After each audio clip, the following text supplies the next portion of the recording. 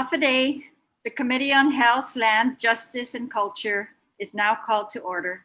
Today's Monday, February 8th. The time is 4:02 p.m. Notices for this public hearing were disseminated via email to all senators and main media broadcasting outlets on Monday, February 1, and again on Friday, February 5, 2021. The notice was also published in the Guam Daily Post on Monday, February 1 and Friday, February 5th, 2021.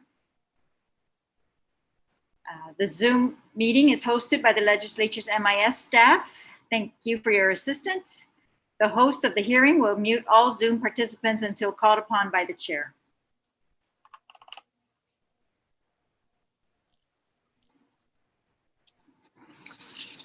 All right, we have one agenda item for this hearing. It is Bill number 11-36 COR. I'd like to acknowledge the presence of my colleagues, beginning with Senator Chris Duenas, who is the sponsor of the bill, Senator Sen Taituki, Senator Sen Blas, Senator Tony Ada, Senator Sen Brown. Thank you, colleagues, for being here.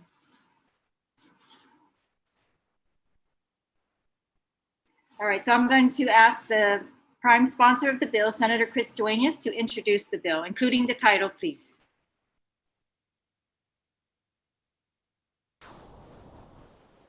Madam Chair, I thought you were going to read the title. I just had my testimony in front of me. Would it be a problem to ask you? No, I'm happy to do that. Okay, so Bill number 11-36 COR, as amended by the prime sponsor, Christopher M. Duenas, v. Anthony at, as amended by, let me start that again. Bill number 11-36 COR, as amended by the prime sponsor. This is sponsored by Christopher M. Duenas, v. Anthony Ada, James C. Moylan.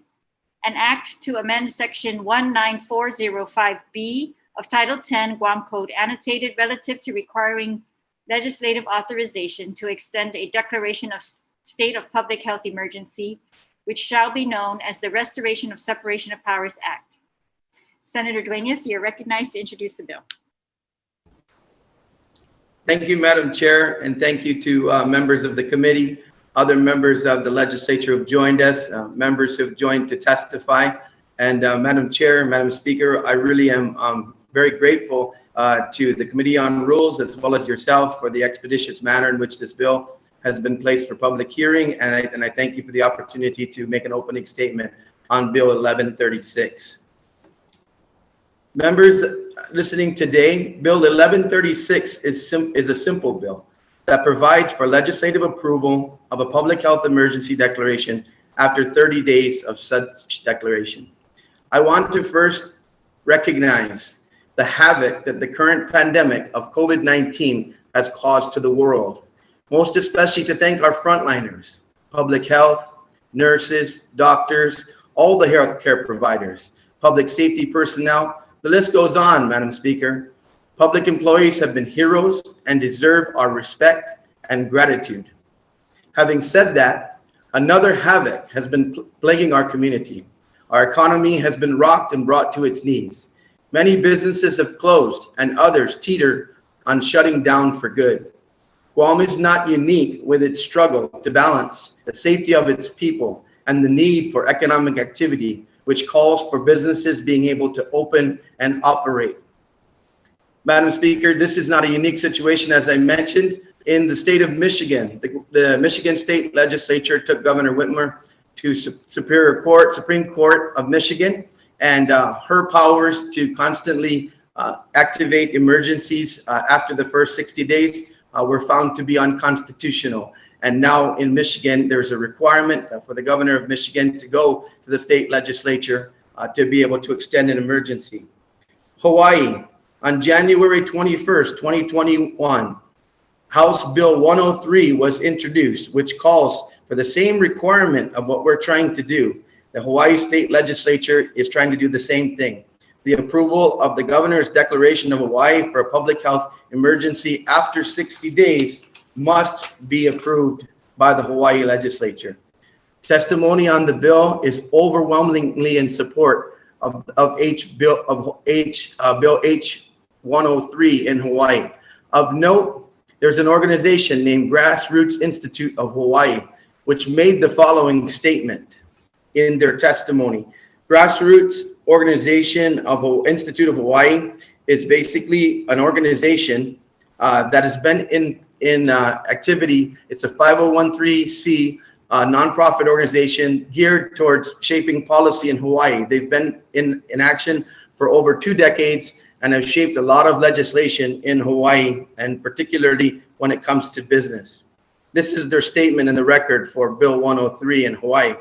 Given that the emergency management law already gives broad legislative powers to the executive, the result is an upsetting of balance of powers in the state for an extended period of time. Without a voice in government via their elected representatives, the people lose trust in elected officials. It is clear that the legislature must play a larger role in any proposed extension of an emergency period as an act to safeguard the rights and safety and health of the public. By requiring legislative approval for the extension of an emergency past 60 days time limit, HB 103 would take a positive step towards protecting the balance of powers and the public trust. That is their statement in the record, and as I said, there's overwhelming support for that bill and the testimony that was provided.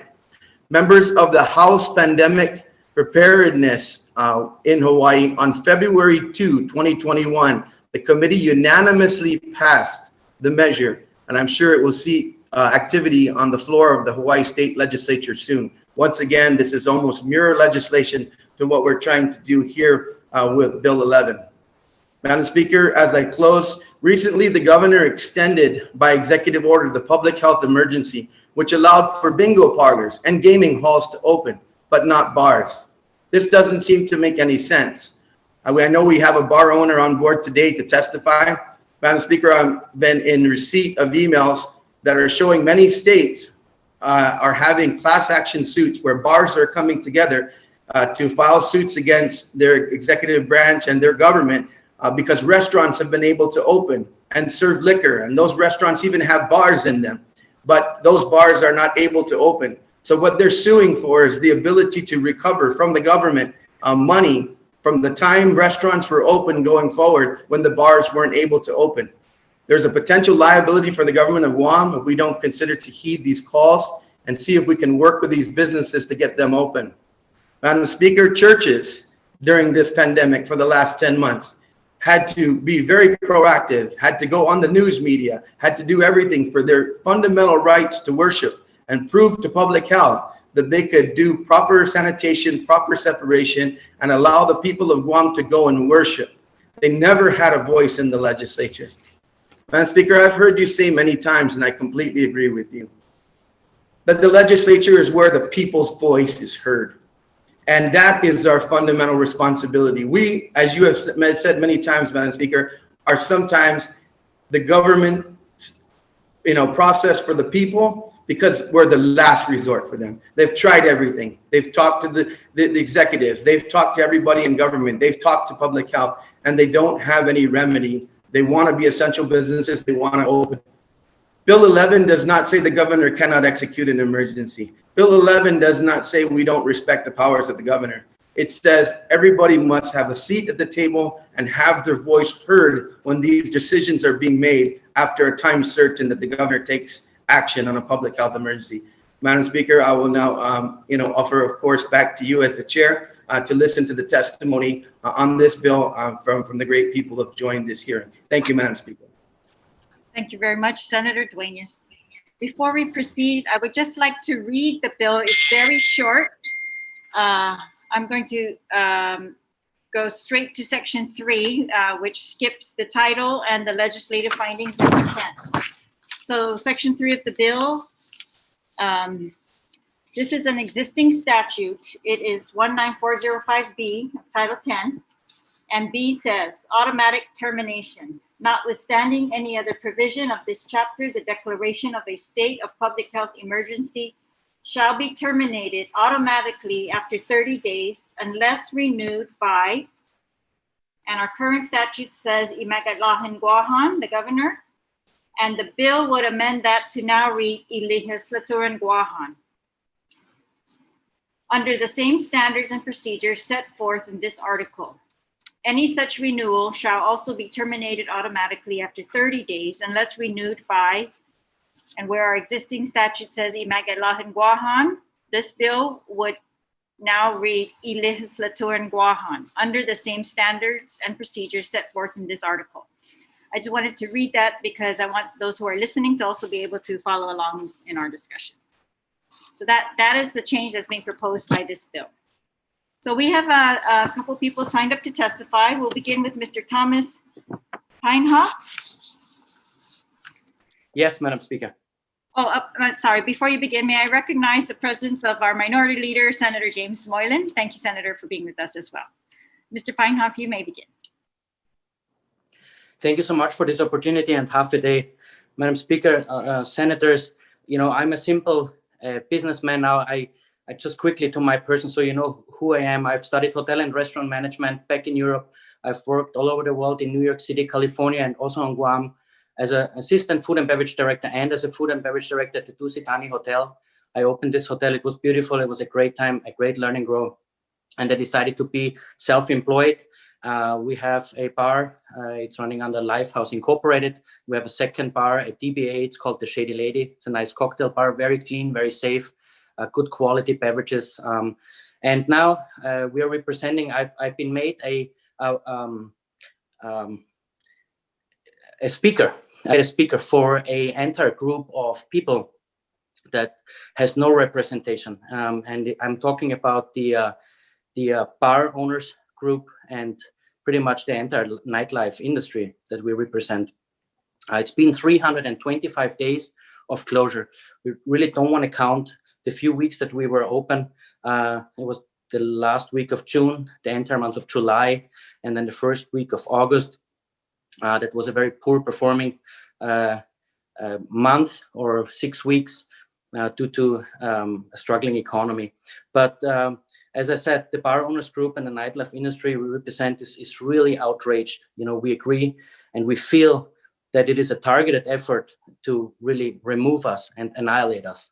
I know those are hard words, but our feelings are sincere, and we have no other option than speaking up. We did small peaceful protests where we came together. We had small meetings. We went to the media. We tried to set, we had a chair protest to set symbols to raise awareness that we are here.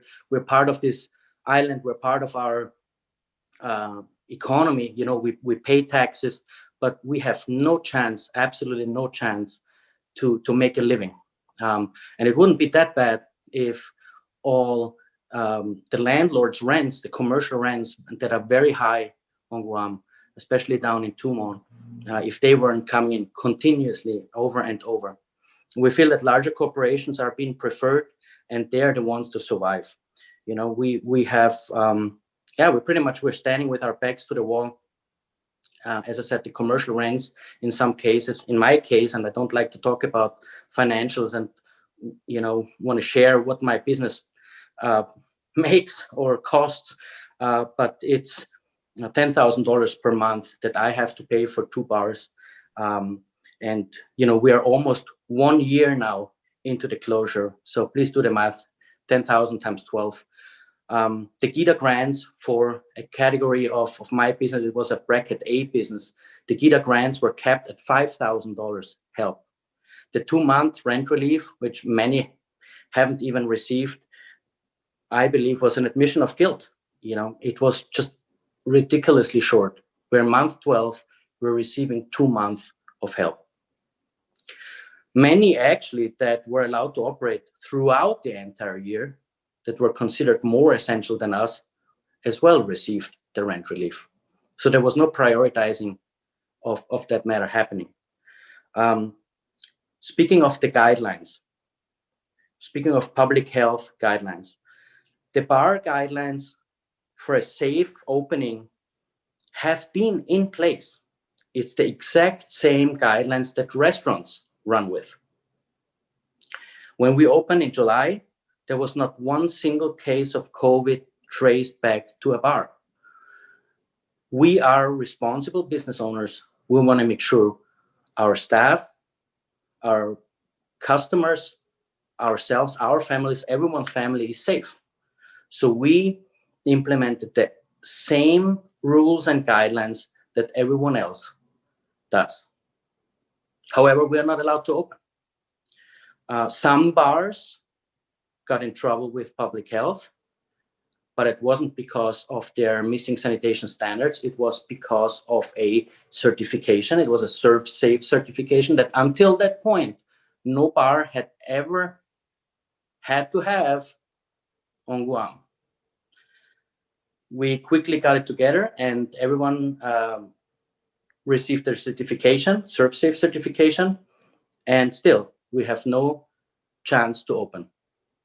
In July, we were asked to pay our liquor license, our business license, our sanitary permit. We even got inspected by public health. We received an A that we have on our door. Still, we're not allowed to open. We even filed a government claim with the Attorney General office for our daily expenses. We haven't heard back ever since. So I know, coming out of the hotel and restaurant business, that bars can operate safely the same way that restaurants do. As a matter of fact, if you are familiar with the operations of restaurants and bars, restaurants sometimes have more staff, cooks, stewards that handle food, plates, cutlery, that allow for increased cross-contamination that bars just simply don't have. Again, I speak for many, many of our bar owners group, we have about 45 now, text me, ask me for help, don't know what to do anymore. As a matter of fact, we had one suicide as well because of the situation. And I don't want to go into the detail, it is private, but besides many being closing and filing bankruptcy, to see that somebody takes his own life, not finding a way out and not receiving any help, I think on Guam, in America, in any Western society, it is incredible. And I really don't have more that I prepared. So I appreciate and thank you for the opportunity to speak. Thank you very much. I'll now recognize Liz Duenas. Thank you, Madam Speaker. I'm in support of the bill. In as much as the pandemic situation affected the world, Guam was hit in many ways, not only our health, but our businesses and the economy. In anything, there's always a balance in making decisions. During the pandemic, the legislature had the authority to do something about the shutdown. Nothing was done. Many businesses have closed. Many are unemployed. Rents and mortgages are not paid. Gross receipt tax is down, and the government is experiencing a shortfall. The winners here are the government employees who continue to get paid during the pandemic. I mean, there should have been a balance somehow there. At least this bill would allow the two branches of government to make the decisions necessary for the greater good of our island. So I just feel something else should have been done and it wasn't. And because of that, our businesses have suffered. It's sad to say that the winners were the government employees. They didn't suffer much. As many of us have discussed this, we're responsible adults. And during this pandemic, we would have had the resources to figure things out where we exercise precautionary measures.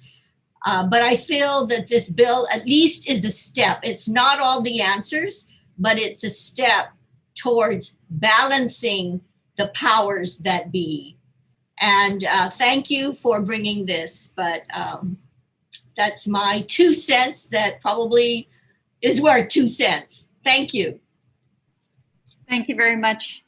I'll now recognize Gina Campus. Madam Speaker, Senator Chris, Senator Jim, Senator Tony, I know you guys are all co-sponsors of this bill, and a lot of us in the business community have been waiting and waiting and praying that this comes about. And it took too long, but I'm glad you're here. And this is what I have to say. You know, I'm sitting here listening to Thomas explaining why he needs to be open. And here's my feeling on the subject. The government is responsible, in my opinion, the government is responsible for public safety, education, and providing basic medical services for those of us in our community who need that. As a citizen in this community, I have always felt that it's my responsibility, and my family, we feel that it is our responsibility to provide for ourselves. I don't need the government to do anything other than those basic necessities, in my opinion. And when we were locked down in March, we were, as a real estate professional, we were not allowed to work until May. And when I was given the opportunity to work, I have been hauling my butt since, so that I could provide for my family and pay my taxes like a good citizen. But the government has failed us. A business should not have to go in front of anybody at all and justify why, even though they have a business license, why they should be open. The government at some point needs to treat all businesses equal, like we treat all citizens equal. No business should have to fight for the right to be open when they already have the permits and the business license to be open. It is going on almost a year. By now, the government should have already figured out what it needs to do to provide these services to us. You know, there are still some businesses that are operating on partial, on lockdown. I mean, we're operating, but we're restricted. And that's wrong. Any business that has a license to operate, they need to be allowed to work, to make a living, because we're not getting a paycheck from anybody unless we provide for ourselves. And there is no reason that I could think of that businesses have to come in front of the governor or the legislature and beg for permission to provide for themselves or their employees. I don't understand. And then once we make $1, we pay taxes on it. And recently the governor went out there and said, we cannot reduce the GRT from 5 to lower because we need the revenue. Senators, we need the revenue. Give us the ability to fend for ourselves and our employees. So I am completely in support of this bill. And I'm thanking the senators who had the wherewithal and the guts to put it on the table. I applaud you. And we are going to continue watching. And I'm sorry, Liz and I have meant to be participating in some of the other public hearings, but we've been out there trying to make a living, guys. And so we made time to do this today because it is that important to us. So please support this bill. Please make sure it passes. Please put some balance back into our government. Thank you for the opportunity. Thank you, Gina. There are several other people on the Zoom. However, none of them have indicated that they would like to present testimony. So I'm going to go forward. We have, for the record, requested the feedback of the Department of Public Health and Social Services, who has informed us that they will be submitting testimony. We've also requested the feedback from the Attorney General's office.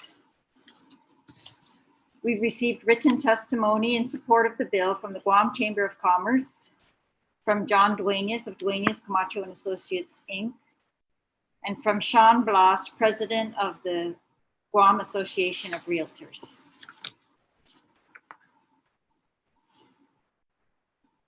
We have not received a fiscal impact on this note on this bill from the Bureau of Budget Management and Research, BBMR. And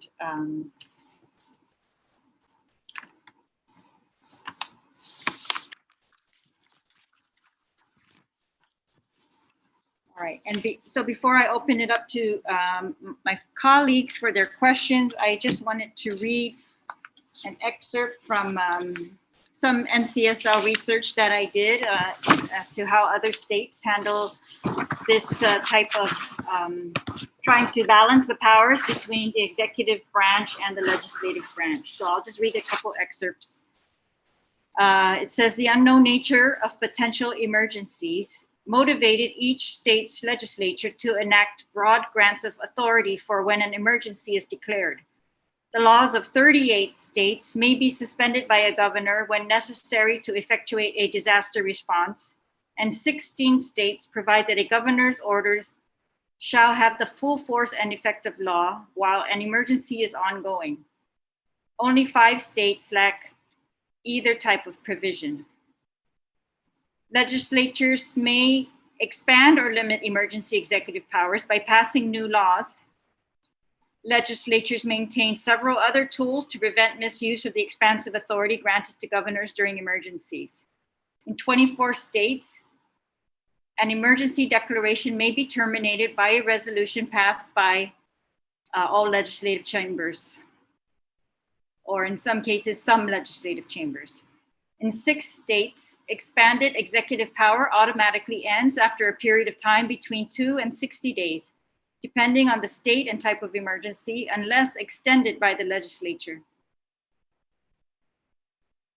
They talk about how different legislatures are either in session all the time or very limited times for session, but that in 36 states, the legislature may call itself for a special session to deal with emergencies. And all state legislatures may act as a check against potential misuse of emergency authority through the courts or by threat of impeachment when the legislature resumes session. Common examples of legislative action related to executive orders include altering the maximum duration of an emergency declaration before an extension is required, requiring notice to legislatures or legislative leaders when issuing orders such as specific statutes and regulations that will be suspended or altered, and requiring prior notice to or approval by legislatures or legislative leaders prior to spending or transfer of funds. And I just pulled those out because I know we're all trying to come up with the correct balance here as to, you know, the allowing true response in an emergency to be swift and just as well. And so I just pulled some of those excerpts from across the states, and that's done by the NCSL, which is the National Conference of State Legislatures. Okay, I'll now go to the panel. Senator Duenas, did you want to ask any questions? Madam Speaker, Madam Chair, I will just reserve any comments until the end if you allow me my closing, and then I will make statements to any questions that are posed. But I don't have any questions. Thank you for reading that into the record, though I have some other information from Pew Research as well with regard to Kentucky and Texas, which state legislatures are currently in litigation with their governors on the same matter. Thank you. All right, thank you, Senator. Senator Taituki, you are recognized. Sijusmasi, Madam Chair, for the opportunity to speak, and I'd like to thank those who came to testify. Mr. Tomas Pino, I'm sorry, I don't want to kill your last name, but Mr. Tomas, thank you for your testimony. It's the first I've heard about someone taking their life, and it's very tragic. I was just really shocked to hear about that. You did mention about the issues that the businesses are coming. I too feel, why aren't bars open? You're allowing the bingo parlor to be open and you're not allowing bars. This has been just a real big puzzle to me. I think we have an oversight hearing on public health in which I'm going to proffer that question with regards why they're not allowing bars to open. Of course, Liz Duenas' testimony regarding it's not a fix-all, but it is a great start. I truly believe in what she said. It is a great start. and Gina. The treatment equal of all businesses really resonated very much to me. But following Department of Public Health Social Services rules is already in place to most businesses to allow us to open up. I mean, they implement all these regulations on plexiglass, the distancing, put that in place, but still they're not allowing these businesses, some businesses not to open with those safety precautions in place is also confusing to me as well. The legislation alone, we all know that 10 GCA section 1940.05C allows the legislature to move forward with a majority of vote upon canceling any kind of emergency. But it does, we all said that during the 35th Guam legislature to try to do something like this, that the governor will veto this bill and you're going to need 10. I think now that we have more Republicans in there that feel the same way as those who are testifying today, but of course with guidance as we move forward, to allow us now, I think we might be able to override a veto if the governor should veto this bill, if it gets through and vetoed. I think we have a better chance this time around. But like I said earlier, with guidance, it's important that the legislature is well versed on what is going out there, the numbers, everything that we're finding out what this virus, the new strain of virus coming up, what the governor is doing, what the plan is. And that's been a big secret throughout this whole time.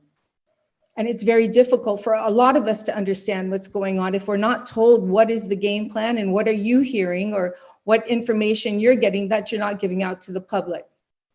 So I think this is an eye-opener, to the governor to be more, I guess, transparent is a word, but definitely to be more engaged with the legislature, to let us know what is going on. And I think this bill is that bill that's going to do that. Like I said, we have more friendlies now in the legislature, in the 36th Guam legislature. I'm looking forward to see it. The only other thing, Madam Chair, I'd like to say is that as far as laws Michigan is still reviewing some of the laws there with regards to its, not jurisdiction, but its interpretation of the law. So looking at that thoroughly is important because if we do pass this, it's just going to delay on any kind of Attorney General opinion, which we're going to need to as we move forward. It's going to be very helpful to hear what the Attorney General has to say. But other than that, I thank you, Senator Duenas, for pushing this legislation out and looking forward to debating it on the floor. Thank you, Madam Chair, for the opportunity, Madam Speaker. Thank you, Senator. Senator Blas, you are recognized. Thank you, Madam Speaker, and I want to thank the sponsors to the bill and those that are on today listening.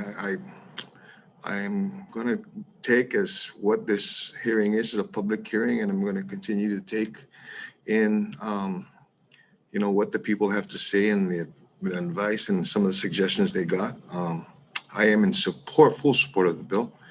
And I just want to hear what people have to say about it. So thank you very much. Thank you, Senator. Senator Ada, you are recognized.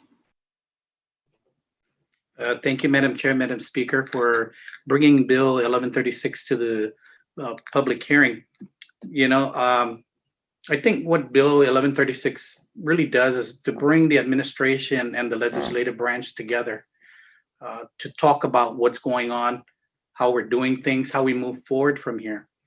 And I think that with the input from the public going forward into the legislature and bringing it up to the administration, we would be able to have a back and forth flow of communication versus what we have now. And if we deem that an emergency is no longer needed, then we can all at least agree to it and say, well, this is what we see and hear things are how things are going, and that we can now say that this declaration of emergency is no longer needed. And we both, the administration and the legislative branch, can agree to say, we'll now call this emergency off.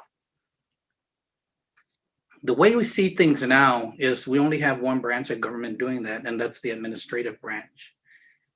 we always need to have that balance of government, because the legislative branch is where all the bills and or the laws that are passed, and the executive branch is just to execute those laws.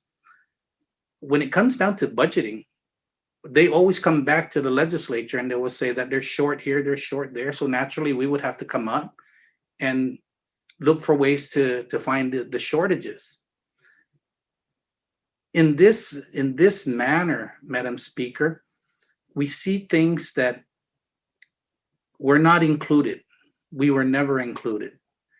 And I think that when this law was first passed, I think maybe 20 years ago, there hasn't been a pandemic of this multitude, right? I mean, where just everything, we were all in shock when it all came, when this pandemic first started. So now it's a learn as we move along. And now we learn that we can still operate our government in a pandemic mode and still have our economy moving, but with protocols in place. And I think that's what this bill does, is bring that balance back to where the legislative branch and the administration now can speak together. And I thank you again for allowing Bill 1136 to come for a public hearing. And we look forward to the testimony. It being placed onto the session agenda. And we look forward to voting on it, Madam Speaker. Thank you. Thank you, Senator. Senator Brown, you are recognized. Thank you very much, Madam Speaker, and certainly also to the members of our community that provided testimony on Bill 11-36. Certainly for those of us that were not members of the previous legislature, looking from the outside in last year, we shared concerns that Senator Duenas has expressed by the introduction of this bill, that, this whole process needs to be deliberative. And certainly while we understand we are challenged with this pandemic, and we know, of course, it's important to address public health and the safety of our people, this is something that should be dialogued upon between the branches of government, and certainly the legislature is the people's house, where our people can come and let their concerns and their issues be known. And we're well aware of the challenges that many of our private businesses, particularly some of our smaller businesses, that because of decisions that have been made, literally have been shut down for close to a year now. And I think the more opportunity we have to dialogue, the more opportunity we have to come to different conclusions, I think that's beneficial. I think we can agree there's no one size that fits all with regards to some businesses. I mean, just as last week, something as simple as, the opening of the movie theater, I think many people were looking forward to that. And then the next thing you know is a news announcement, well, you can open the movie theater, but you can't sell popcorn, you can't sell drinks. Even though I understand, the vendors, have packaged these items so that, it's not being shared among different people. And something as simple as that, you don't understand the logic of it. Why is it that you open a movie theater, but people can't enjoy a drink and they can't enjoy popcorn? Those are the kind of things, as simple as that is, that certainly have tremendous impact to our community. And while we certainly want to address the safety of our people with regards to this pandemic, we also want to ensure the viability of our businesses so that we don't have dying off literally of our private sector because of this pandemic. So I do extend my support. I do thank those of our members here from the private sector and the community that have come forth to express their support of this bill. And I also stand in support of this bill that has been introduced by Senator Duenas, and hope to also be included as a co-sponsor. With that, thank you very much, Madam Speaker, for the opportunity to comment on Bill 11-36. Thank you, Senator. I'll now recognize Minority Leader Senator Moylan. Thank you, Madam Speaker, and thank you to the panel, and especially I appreciate the testimonies that were provided. And it goes well with this bill and the whole purpose of the bill. And it's just not about us questioning the governor's decision, but it's also really about questioning the governor's transparency of what's going on. It's about checks and balances, and that's why we're the co-equal branch of government. One of the problems that happened throughout the pandemic and then the previous legislature too, and just like the problems we're hearing from the business community, we're not getting answers from Ada Loop on simple questions. And for us as legislature, it's about procurement, it's about hiring, it's about spending the federal monies, in which we've heard about time and time. It's none of our business, basically, because it's under control of the governor, and I don't think that's correct. And the list goes on. So I don't see anything wrong with the lawmakers wanting to be able to ask these questions and get details on how local and federal dollars are being spent, especially to contracts and procedures. And we can see how this is greatly affecting our business companies here, and it's tragic in these cases as well.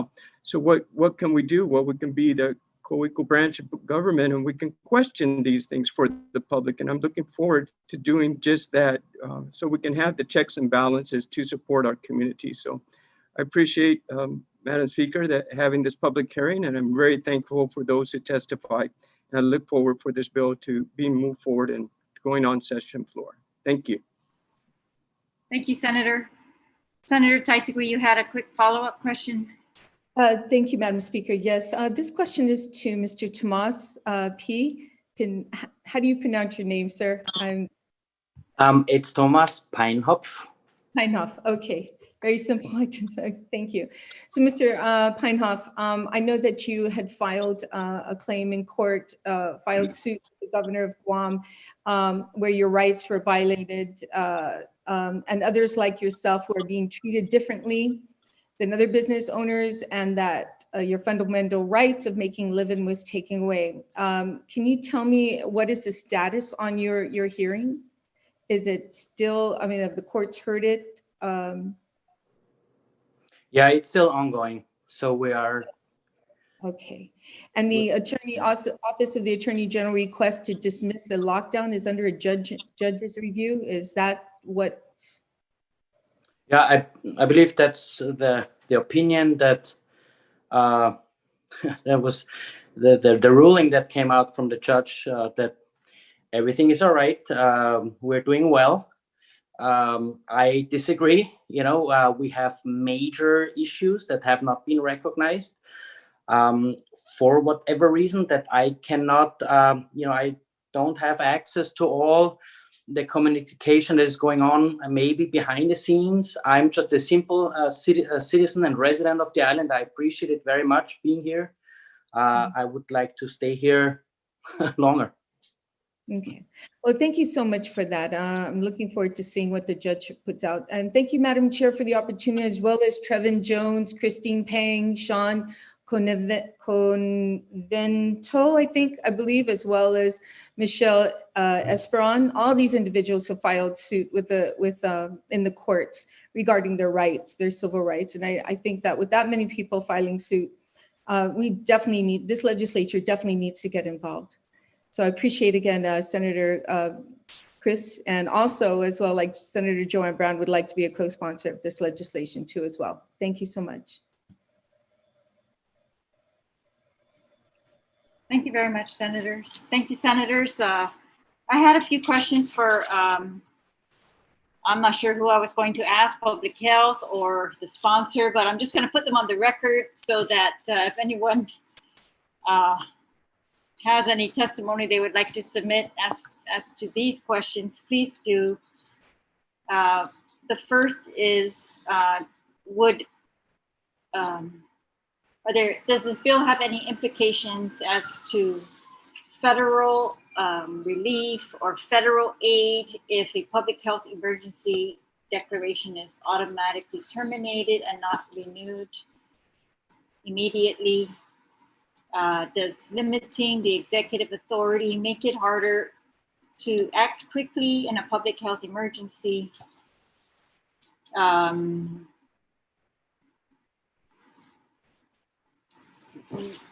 Would the legislature have access? People have asked me whether the legislature would have access to expert public health and medical advisors in order to make swift and informed decisions, and whether politics would become an impediment for the legislature to act swiftly and make informed course of action. Madam Speaker, I'd like to address those questions one by one. More than if I could just add it, it's would limiting the executive authority in the midst of an ongoing public health emergency have unforeseen consequences as experts are still learning about the virus and its variants? So these are some of the questions that have been raised, I guess, to me. But yes, Senator, please, Senator Duenas. Yes, and in many other jurisdictions, as they've grappled with these, it's one of the reasons why the Hawaii State Legislature basically said, unless the state legislature does not take action, which we could add to our legislation. I want to be clear. This effort is to move forward and have the community voices heard. One thing I find disturbing is we do understand, as Gina said, what the government's responsibility is to execute federal funds. We do understand when the governor comes to us and says, hey, I need this emergency in place because this PUA funding or whatever else is not applicable unless there's an emergency. I could envision the legislature saying, that's fine, Governor. But yet, as you execute those executive orders every 30 days, you open up a bingo parlor. You open up a bar. I mean, you don't open up a bar. You open up gambling halls. And so we would agree with the governor because you need to do those, expend those federal funds. But why a bingo parlor? Why a gaming room and not a bar? Why not real estate? We have $2 billion of real estate right now pent up, awaiting for action by GLUC. How in the world can that not be a priority?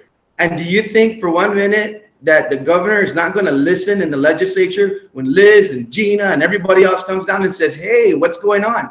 And now we have workforce housing legislation because we failed and didn't let GLUC operate when everybody else was operating. Payless was operating. Everybody else is operating out there. Go on the street today and see. The only thing that's shut down is businesses that have been selected to shut down. So yes, we know how as a legislature. I have confidence that every one of my colleagues knows how to act when it comes to a governor saying, I need these limited powers. This legislation simply says, come on down, let's talk. And you talk about politics, I think most business out there is going to tell you right now, Madam Speaker, they feel like politics is the one that's been closing them down. And so I will tell you right now that whatever amendments that anyone wants to put on this bill to answer those questions or to answer the governor when the governor comes down to ask the legislature, look, I need this extension beyond this 30 days, go ahead and put the amendments on the bill.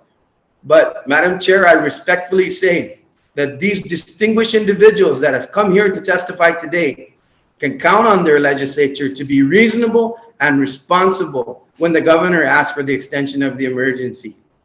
And if politics plays in our hand, shame on us. And they can all kick us out of the next legislature if we put the public's health safety at risk. But I don't think that's what's happening. These businesses have spent millions of dollars trying to save their lives. Like Gina said, she probably can be doing a sale right now, but she's here to say real estate is essential.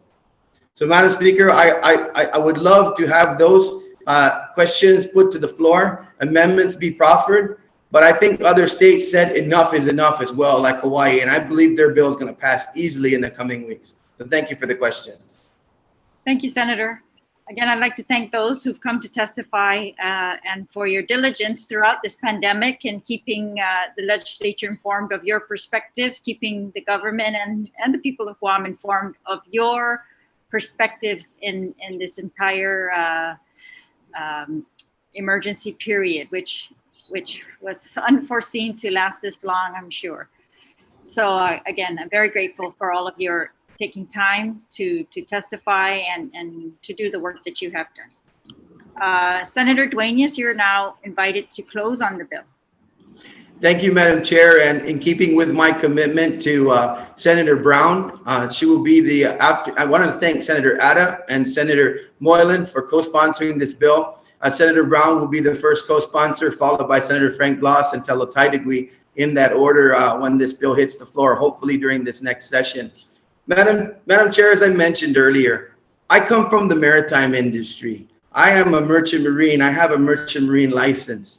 And I understand as a captain and a crew understands on a boat that the engineer, that the navigator, that the people who handle lines on a boat, they are all essential. They are co-equal. The captain cannot operate that boat without the crew, cannot operate that boat without the engineer, cannot operate that boat without everybody and all hands on deck. That's all this bill wants to do. Bring the captain together as a co-equal person with the navigator and with the engineer and with the entire crew and say, let's make this boat sail forward and sail together. I want to work with the governor.